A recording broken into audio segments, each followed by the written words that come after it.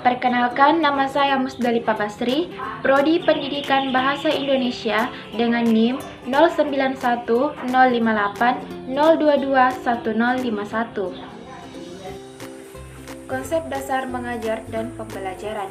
Mengajar ialah suatu aktivitas mengatur organisasi atau lingkungan sebaik-baiknya dan menghubungkan dengan anak didik sehingga terjadi proses belajar mengajar.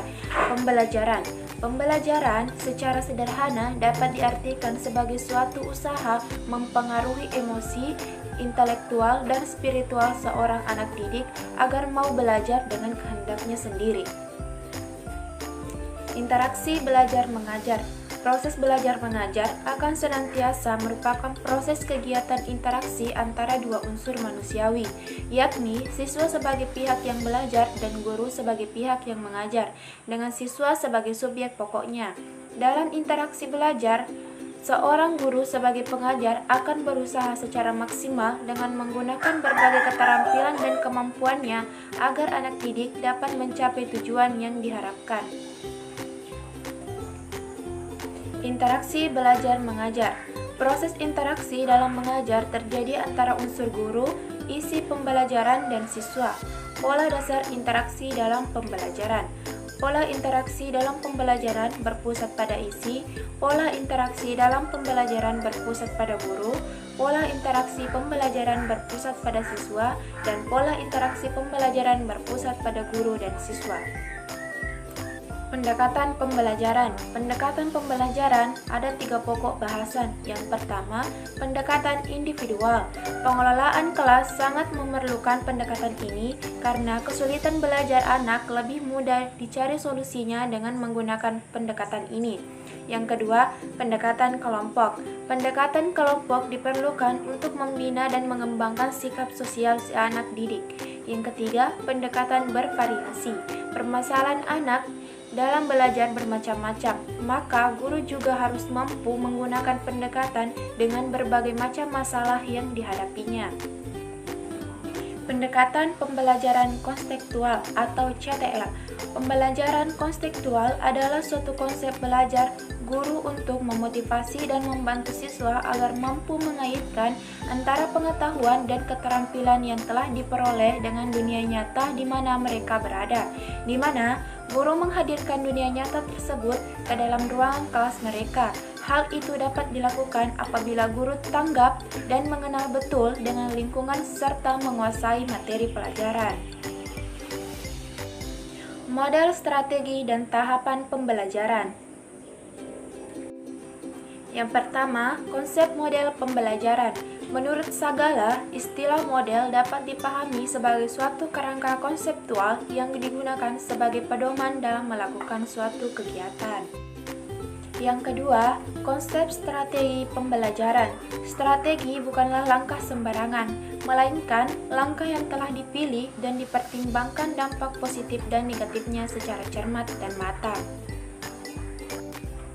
Yang ketiga, konsep tahapan pembelajaran.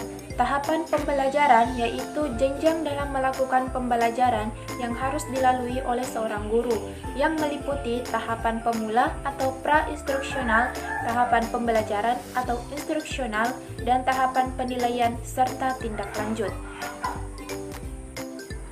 Prestasi belajar. Prestasi belajar adalah hasil yang telah dicapai dari suatu kegiatan yang berupa perubahan tingkah laku yang dialami oleh subjek belajar di dalam suatu interaksi dengan lingkungannya.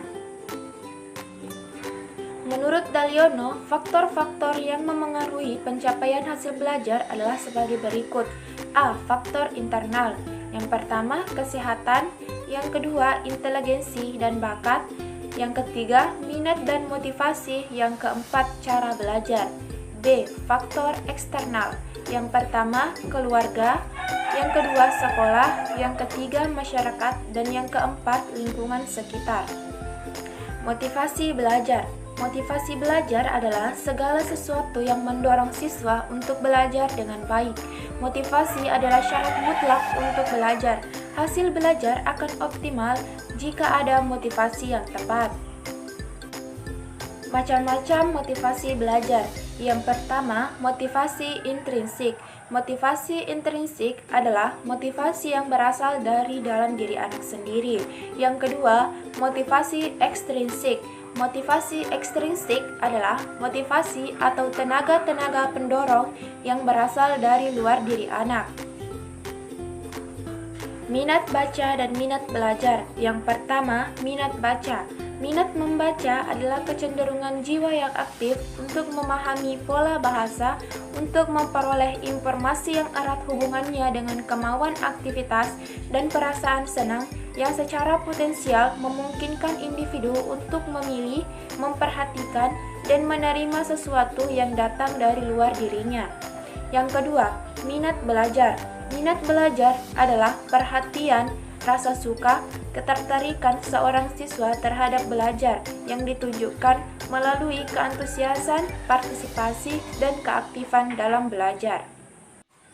Perangkat pembelajaran. Perangkat pembelajaran adalah sesuatu atau beberapa persiapan yang disusun oleh guru, baik secara individual maupun kelompok, agar pelaksanaan dan evaluasi pembelajaran dapat dilakukan secara sistematis dan memperoleh hasil seperti yang diinginkan.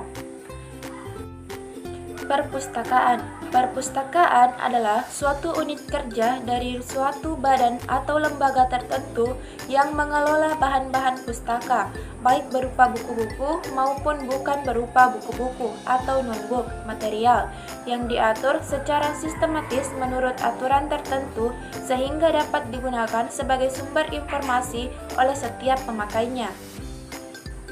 Teori-teori belajar ada beberapa macam. Yang pertama, psikologi behavioristik, yaitu menekankan perilaku yang dapat diamati.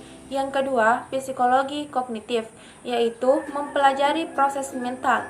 Yang ketiga, belajar sosial. Yang terpenting ialah kemampuan seseorang untuk mengabstraksikan informasi dari perilaku orang lain. Efisiensi, pendekatan, dan metode belajar. Efisiensi adalah sebuah konsep yang mencerminkan perbandingan terbaik antara usaha dengan hasilnya. Pendekatan belajar adalah konsep dasar yang mewadahi, menginspirasi, menguatkan, dan melatari metode belajar dengan cakupan teoritis tertentu. Metode merupakan suatu cara yang dipergunakan untuk mencapai tujuan yang telah ditentukan. Emosional belajar. Emosional belajar adalah pengalaman afektif yang kuat dan ditandai oleh perubahan-perubahan fisik dalam hal belajar. Pada intinya, emosional belajar adalah kemauan untuk belajar. Proses dan fase belajar. Yang pertama, proses belajar. Belajar merupakan proses yang dilakukan secara sadar yang mampu digunakan untuk merubah perilaku. Pakasi dalam bukunya Anak dan Perkembangannya, sebagaimana dikutip Sobur, menguraikan sifat-sifat proses belajar sebagai berikut. Yang pertama, belajar merupakan suatu interaksi antara anak dan lingkungan. Yang kedua, belajar berarti berbuat. Yang ketiga, belajar berarti mengalami. Yang keempat, belajar adalah suatu aktivitas yang bertujuan. Yang kelima, belajar memerlukan motivasi. Yang keenam, belajar memerlukan kesiapan pada pihak anak. Yang kedua, tahap-tahap dan fase-fase dalam proses belajar. Dalam proses belajar, manusia melakukan beberapa tahapan, karena untuk dapat merubah suatu perilaku, diperlukan usaha dan tahapan sedikit demi sedikit. Sebab ini membutuhkan kemauan yang kuat, usaha yang besar, dan latihan yang lama. Demikian juga dalam proses belajar. Berikut ini tahap-tahap dalam proses belajar menurut Jerome S. Brunner. A. Tahap informasi. B. Tahap transformasi. C. Tahap evaluasi. E-learning. Pembelajaran e-learning merupakan model pembelajaran jarak jauh di mana antara siswa dengan guru atau antara peserta didik dengan pendidik tidak saling bertemu secara langsung, hanya melalui komputer dengan akses internet.